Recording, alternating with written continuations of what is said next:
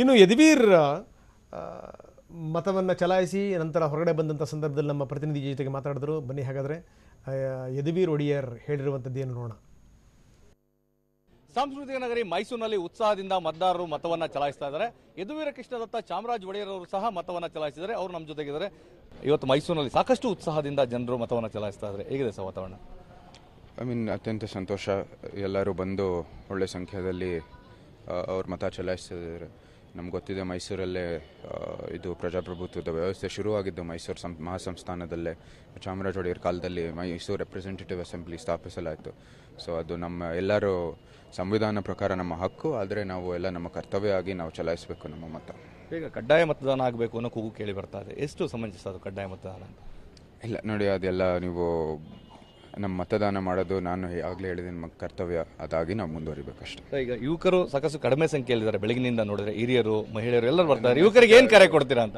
ಇನ್ನು ನನ್ನಲ್ಲಿ ನಾನು ಮನವಿ ಮಾಡ್ತೀನಿ, ಎಲ್ಲರೂ ಬಂದು ನಿಮ್ಮ ಮತ ಚಲಾಯಿಸಿ ಯುವಕರು.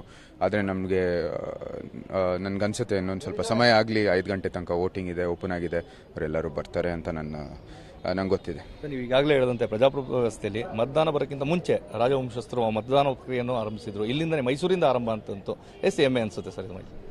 ಅದು ಭಾಳ ಹೆಮ್ಮೆಯ ವಿಷಯ, ನಮ್ಮೆಲ್ಲ ಮೈಸೂರಿಗರಿಗೆ ಅದು ಹೆಮ್ಮೆಯ ವಿಷಯ. ಏನಕ್ಕಂದರೆ ಪ್ರಜಾಪ್ರಭುತ್ವ ಅಂದರೆ ನಾವೆಲ್ಲರೂ ಸೇರಿ ಒಬ್ಬೊಬ್ಬರು ನಮಗೆ ಒಂದು ಹಕ್ಕಿದೆ ಈಗಿನ ಆಳ್ವಿಕೆ ಅಥವಾ ಈಗಿನ ವ್ಯವಸ್ಥೆಯಲ್ಲಿ ಅದಕ್ಕೆ ನಮ್ಮ ಶಕ್ತಿ ಕೊಡೋದು ನಮ್ಮ ಕರ್ತವ್ಯ ಅದು. ಸೊ ಹಾಗಾಗಿ ಅದು ಹೆಮ್ಮೆಯ ವಿಷಯ. ಮೈಸೂರಲ್ಲಿ ಶುರು ಆಗಿದೆ ಅಥವಾ ಒಂದು ಬೀಜ ನೆಟ್ಟಿರೋದು ಅಂತ ನಮಗೆ ಭಾಳ ಖುಷಿನೇ.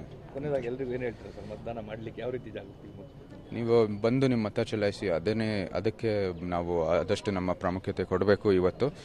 ಅದರಿಂದನೇ ನಮ್ಮ ಇವತ್ತಿನ ವ್ಯವಸ್ಥೆಗೆ ನಾವು ಒಂದು ಶಕ್ತಿ ಬರುತ್ತೆ.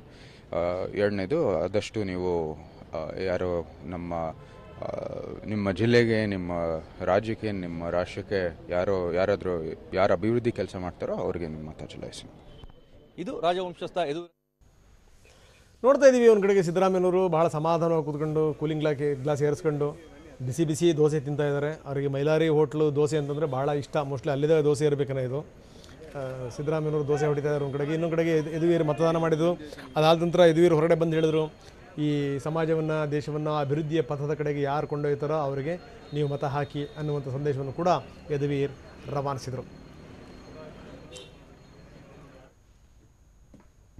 ಸಿದ್ದರಾಮಯ್ಯ ಬೆಳಗ್ಗೆನೇ ಬ್ರೇಕ್ಫಾಸ್ಟ್ ಮಾಡ್ತಾ ಇದ್ದಾರೆ ಕಾರಲ್ಲೇ ಕೂತ್ಕೊಂಡು.